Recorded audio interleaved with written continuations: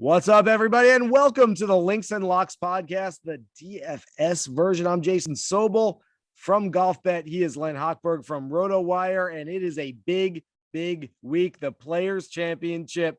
We've got, 47, 48 of the top 50? I lost track a little bit, but most of the top 50 in the world are here this week. I'm on site at TPC Sawgrass. Len, I cannot wait for this week to get started. It's going to be a fun one. Yeah. I'm very jealous that you're there, but looking forward to your insight and any tips. And I know we got a lot of weather, so I think, that's going to play into things this week. It's a lot of information you can give the people out there.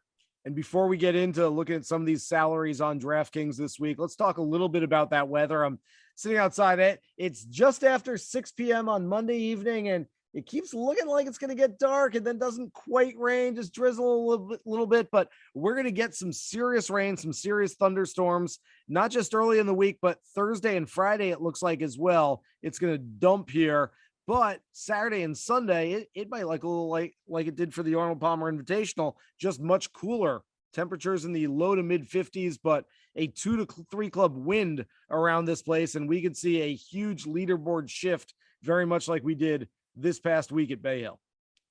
Yeah. And I think, we all already have to take the weather change from May to March into consideration. Considerably cooler. We see some information. Your pal, Justin Ray, just posted an article on the PGA Tour website indicating how the scores are definitely higher in March over the last 24 editions, 12 March, 12 May, the last going back about a quarter of a century, about 3/4 of a shot per round difference, and more low scores in May than March. So, this weather will just seems like it'll just compound everything. Yeah. So let's get right into it. And I agree, this weather is going to make it awfully interesting trying to prognosticate everything this week. So no surprise, the guy at the top of the board is the guy that's always on the top of the board when he's playing these days, Jon Rahm at 11,100 on DraftKings, followed by, interestingly enough, Rory McIlroy, who won this event in 2019. He's 10-8. Colin Morikawa at 10-7. Justin Thomas at 10-4. Victor Hovland at 10-1. And the first thing that I'll point out about the higher price guys this week, Len, is that on the other end of things, the lower price guys, you can go high 6,000s, low 7,000s, and there are a lot of really talented, really good players who, can not only play well, but can go out there and have a chance of winning this thing, that it might be worth it to pay up this week. And so you might want to throw one or even two studs in the lineup this week. So where are you going from these guys that are 10,000 plus? Well, very interesting when I saw the prices, and normally, probably like a lot of people, I start at the top and work my way down and sort of identify guys every step of the way down. But I just found myself, I didn't really know where to go at the top, and I did it in reverse. I found it a little bit easier at the bottom, and really because I like a lot of the guys at the top. They're all there. All the top guys are there except DeChambeau and Jon Rahm has been terrible lately. His last 6 tournaments, 2nd, 14th, 3rd, 10th, 21st, 17th, nothing worse than 21st. Terrible. Yeah. I actually, we've stayed away from him the last couple of weeks at least, but I think I like him this week, especially with the weather. I think that you're just going to have to, avoid bogeys, hit the ball straight, fairways, greens. I know his putting is a problem, but 11-1, not too high up. I like him this week, and he has shown the ability to play this course better since the move to March for whatever reason. I think there's a few guys like that. He was 12th and 9th the last 2 years. So I'll start with him. I like him. I found it very hard to avoid Colin Morikawa. You just any week, it seems like you at your own peril, you stay away from him. And Justin Thomas, I like too. These guys I like the most of everyone. Justin Thomas seems to be turning into a horse course. There really haven't been too many through the years here. A lot of guys who have good years have bad years. It's really confounding, but he seems to really be, 6 for 6 in cuts. He won last year. He's got a third. He's got an 11th. So those three guys stand out most for me at the top. Yeah, and I'm sort of with you there. I don't love John Rahm, and it doesn't mean I don't think he's going to play well. I think I did a ranking of the top 25 for me this week, and I've got Rahm somewhere around 6th or 7th or 8th, something like that. So I don't think he's going to have a bad week. Just right. In order to get his value, he almost needs to finish, the top 3 or 4. And so I just don't know that it's going to be that for John Rahm right now. He seemed very frustrated, especially with conditions on a few occasions this year so far. And I just wonder if the conditions are similar this week to what we saw last week, that frustration gets the better of Rahm. My favorite play up at the top is Colin Morikawa. He's my favorite outright bet. He's my favorite play on the DFS board this week. I'm looking at a guy that can do everything really, really well. And I know we usually look at Colin Morikawa and say, okay, he's one of the best iron players, if not the best iron player in the world, but maybe the putting's not great. Colin Morikawa leads the PGA Tour in total strokes gained this season. He also leads the all-around category, which is something I love looking at that category as a barometer of essentially what it says, the players that are doing everything really, really well. And so the fact that he leads in both of those tells me that there's not really a weakness in his game, and throw in the fact that he knows how to close out big events. And so if Colin Morikawa is there down the stretch, I have every reason to believe he can close out this one as well. So look, it's been a long time since we've seen a Craig Perks or a Fred Funk win this golf tournament. Colin Morikawa is a guy that could follow in the footsteps of the two players he's playing with in the first 2 rounds this week, JT and Rory. And the fact that it's almost like the tour is trying to tell us something. It's like, here are the 2 previous champions, and they're playing with this guy this week. We're letting you in on something. We're trying to tell you, we're giving you a hint. So I do like Morikawa the best out of these guys. If you want to pay up for 2 studs, Morikawa JT is where I would go. I like them the best out of these 10,000 guys, but quite frankly, I'm not sure you can go wrong. And as we so often say on the pod, maybe every single week, Len, look, if you really like Rahm and Hovland, if you like Rory and JT, I'm not going to talk you out of it. Those guys are all really good. There's a reason why they're priced up so high, because they're great players. So let's get to the players that are just below 10,000, the 9,000s this week. You've got Patrick Cantlay, Dustin Johnson, Xander Schauffele, Hideki Matsuyama, Cameron Smith, Scotty Scheffler, and Jordan Spieth. Any one of those guys stick out more than the others? A couple do. And just to one final thought on what you were saying, Morikawa and Justin Thomas didn't play last week. I think a lot of the guys who played and made the cut at Arnold Palmer at Bay Hill, Rory said he was taking today off. It had to be really frustrating, and they were really fried playing the weekend in that tournament. And maybe they can recover by Thursday. Maybe they can't. But some of the fresher guys might be a consideration. And John Rahm, of course, did play there. But moving into the 9s, I do like Hideki Matsuyama, who did play at Bay Hill, coming off a T20, tied for 20th. Pretty good, not bad, not great for him. But he's had some good years and bad years here at this tournament. Missed the cut 2 of the last 3 years, but in between was a tie for 8th. He's had another top 10 through the years. And another guy I like, Cameron Smith. He doesn't have a lot of history here, $9,400, but he played the tournament twice in May, his first 2 times, missed the cut both times since it moved to March. Last year, he was 17th. So maybe it's a switch to March. Maybe it's getting, I played the tournament a few times. I figured things out. Really good numbers all the way around for Cameron Smith, up and down, and he won at the Tournament of Champions, and playing really well, approach, tee to green. Those 2 guys in the 9 stick out most for me. Yeah, I've got 2 guys as well, and one is the same, that I like Cam Smith also, Len. The fact that I often think the Players' Championship is sort of it's a thermometer. It's let's take the temperature of how well everyone is playing right now. And like I said, TPC Sawgrass is a course that will test all aspects of your game. And so if it's doing that, you want a guy that's been playing well. Cameron Smith has been tremendous so far this year. And I think he's going to be a guy that keeps playing well. He's 10th in the world. I know that some people might look at that price and go, boy, do I want to pay up for Cameron Smith? He's 10th in the world. And yet he is, let's see, 6, 7, 8, 9 is exactly 10th on the salary board for DraftKings this week. So it kind of makes sense. It's not like he's overvalued at all. And the other play I'm looking at from the 9,000s at 9,900, I can't get away from Patrick Cantlay. He's just so good. He's 1,200 less than Jon Rahm, 900 less than Rory McIlroy this week. I mean, look, maybe he goes out and lays a stinker. It just doesn't seem to happen for Cantlay very often. And he's a guy that if I see him on the board at all, at any event, my eyes are immediately drawn to him because he quite frankly just is that talented. All right. I think this thing could be make or break in the 8,000s this week and a lot of good options here. All right. Break it down for me. Who you got? Yeah, I think with the weather coming, and I point out here that, I think we're recording this on Monday, and obviously the weather can change a lot, and we might see that there's an advantage to tee times, late, early, late, something. So I'd advise people, before the lock, get a late look at the weather, see if there's an advantage somewhere.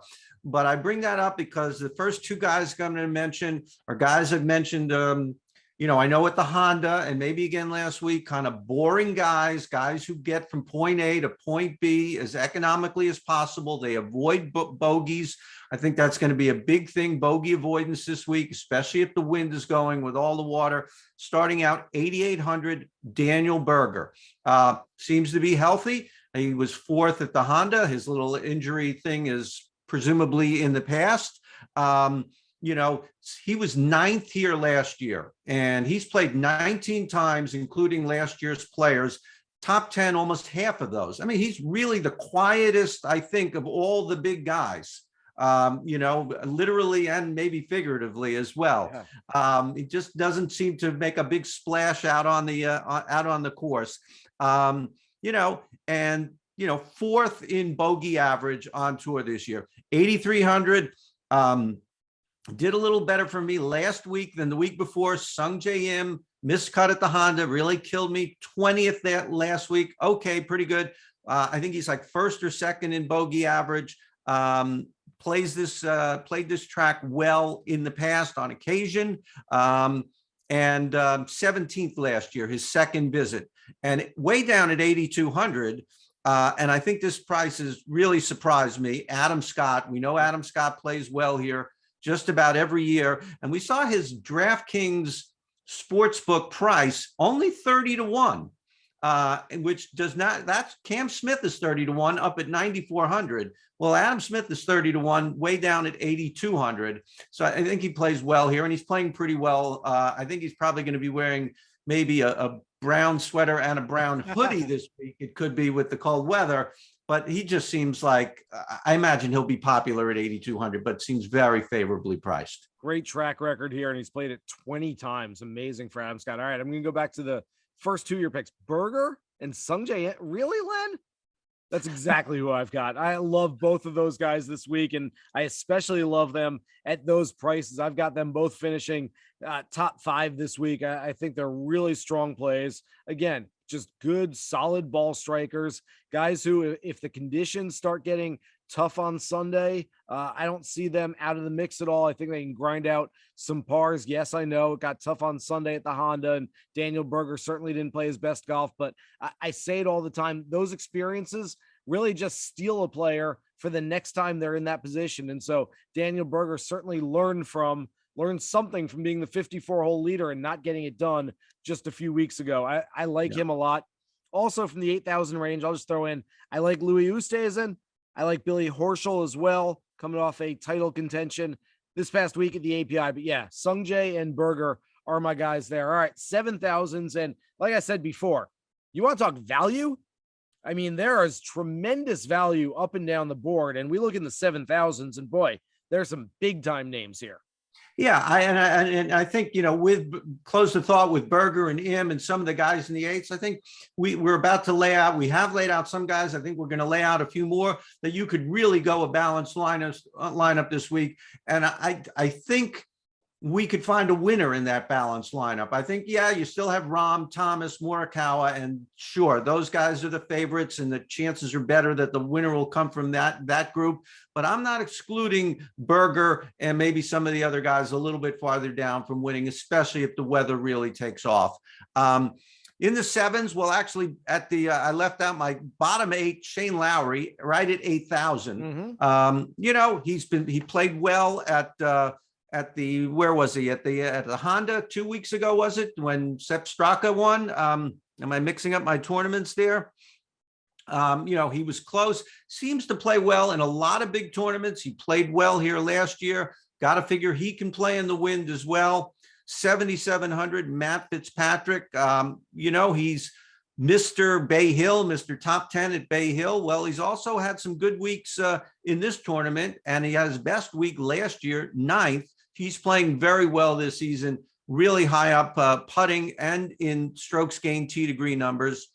Sergio Garcia, 21 times he's played here. He hasn't missed a cut in 19 years, something like that. And hasn't won it since 2008, but he was 9th last year, plays well every year at this tournament. So I like those guys. And maybe a couple others, but we'll stop there. There are a whole lot of guys to like there. It's hard to stop yourself once you start getting into them. I will echo your sentiment on Matt Fitzpatrick. He's second. I mentioned Colin Morikawa being first on the PGA Tour in total strokes gained this season. I think that most people would think, okay, second's got to be Jon Rahm, Justin Thomas, Rory McIlroy, Victor Hovland.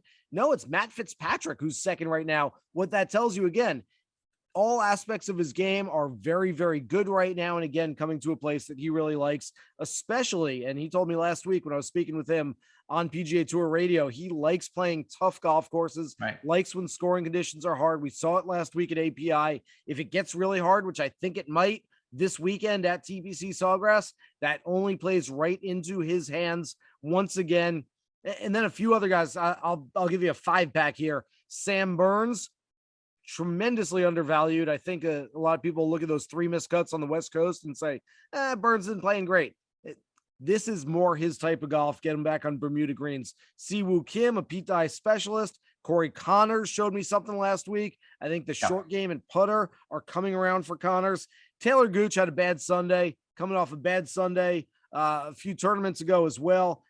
Even so, he's still got tremendous value this week. Taylor Gooch at 7,200. Yeah. That is an absolute steal. I love that play. And then Alex Noren at 7,000. I like him a lot as well. I think he could be under-owned this week. I think people look past him a little bit. All right, get down to the 6,000s. And again, I mean, there are going to be some names that I don't know when the last time they were in the 6,000s on DraftKings would have been, but there are some big-time names out there, Len. Yeah, and just on the fringe of 6,000 at 7,000 even is Chris Kirk. We probably talk about him every week. Yep. He continues to play well. He's going to have a clunker one of these days because it's just the law of averages. But I'm going to try and squeeze one more week out of Chris Kirk. He had another top 5 last week at Bay Hill, and that was with, again, a couple of bogeys coming home. He was really right on the fringe of contention. He's now 12th on tour in strokes gained tee to green. Probably if you're going to look at one stat all week, it's, get on the green and get your par and go on from there. Keegan Bradley, really puttingly challenged. I don't know the way to say that. Puttingly challenged. I like that.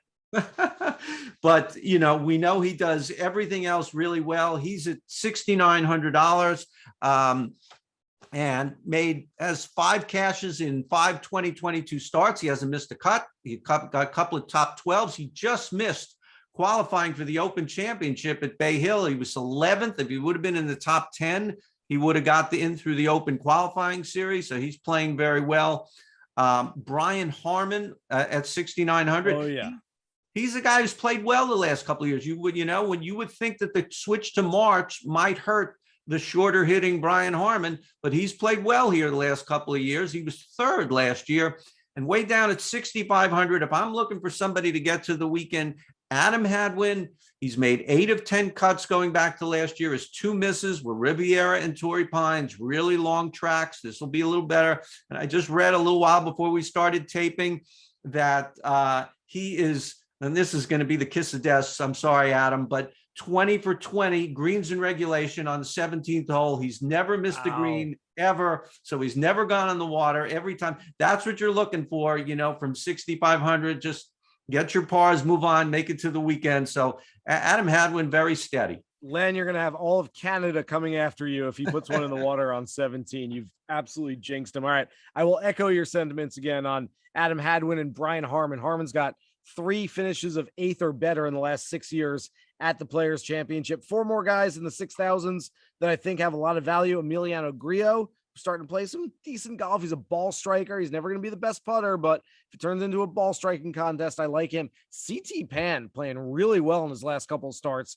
I like CT Pan here. Francesco Molinari is, there aren't many course horses, like you said. Francesco Molinari is a little bit of a course horse. And then I'll throw out one name. And I don't know if this is the guy, but I want to say, Len, that each of the last 2 editions of the Players Championship, there's been an elder statesman of the game. Last year, Lee Westwood was 47 years old, finished runner-up to Justin Thomas. 2 years earlier, Jim Furyk was 48, finished runner-up to Rory McIlroy. Don't count out the older guy.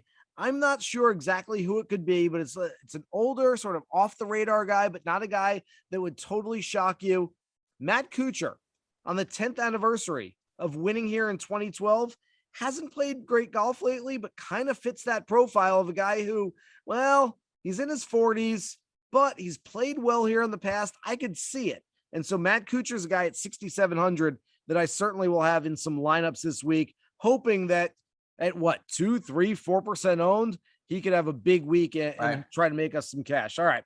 We've gone through the entire field, everybody up and down the list. Let's go make a lineup. Len, you're up first. Yeah, I gotta start letting you go first sometimes on these lineups because I'm stealing your thunder a little bit. I mean, maybe that's good that we're having the same guys and stuff. I don't know, but yeah, this is a real challenge. I mean, I talked about a balanced lineup, so I don't know how many big name guys I'm going to go, but I could see for me Daniel Berger being in more than half my lineups. He's just favorably priced. He's not too high, not too low. I mean, in under 9,000, it just seems fantastic. I think Daniel Berger can fit in a lot of lineups, and 8,800. I tell you what, very honestly, if you had deferred and told me to go first, Daniel Berger was going to be the play. So you and I are either winning together or losing together this week because we both really like him. All right.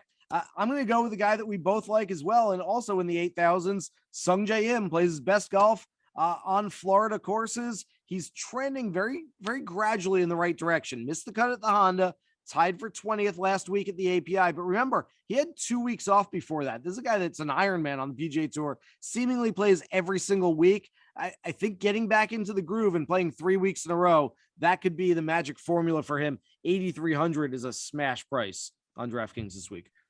I think, yeah, obviously I like him. I think we're doing well there. Those 2 guys could really be, I was going to say foot soldiers. They're more than foot soldiers. They're pretty good, darn good players. Yeah. Yeah, I think we have room to go a little bit higher. I don't know if we can go up into the really big numbers, although we did talk about some guys that we do like, but I think we can go up to Cam Smith at 9,400 still. And I hope you're doing the math here, but as always, if we have to sign my scorecard at the end of the day. At the end of this podcast, I'm relying on you to have it in good shape.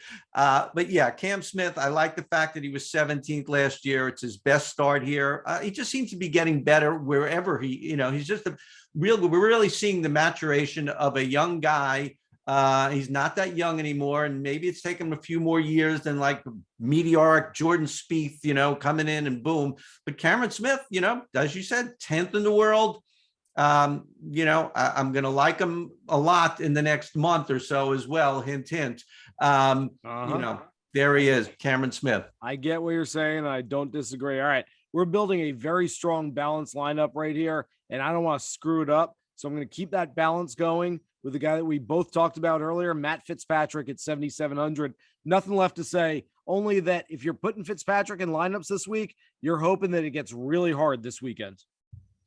Yeah, and and I'm just floored that he continues to perform well at the really long tracks. This isn't even a really long one, so I think he might even be able to have a little bit more of an edge, but than last week. So yeah, very very impressive. What do we have? How much do we have left here? 7,900 per man with 2 guys left.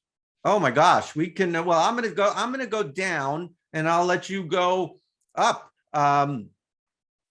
You mentioned Taylor Gooch. I didn't mention him, but I did have him on my list, and as I write, and what it's not on the site yet, on the RotoWire site, but I said Gooch could be fried after Sunday's brutal meltdown at Bay Hill. And I wonder if a guy like him might even, and how many guys might not even play this week if it wasn't the players. It was such a grueling test on Saturday and Sunday, but at this price, as you mentioned, $7,200, and where his game is everywhere, but in certain holes on Sundays, and when he's in the last group or the second to last group, I mean, top 15 strokes gained approach around the green, tee to green. Paul Azinger talked on television about what a beautiful swing he has.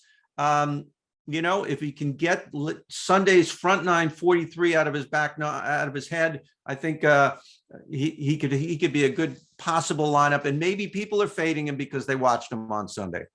All right, so we've got 8,600 left to spend, and I think it's probably a good idea to leave some money on the table this week, especially if you're building a balanced lineup. And yet, I ain't going to do it right here. I'm going to spend it all. Look, we talk every year about whether the Players' Championship is, or at least should be, a major championship. I've got one thing that will determine whether the Players is a major.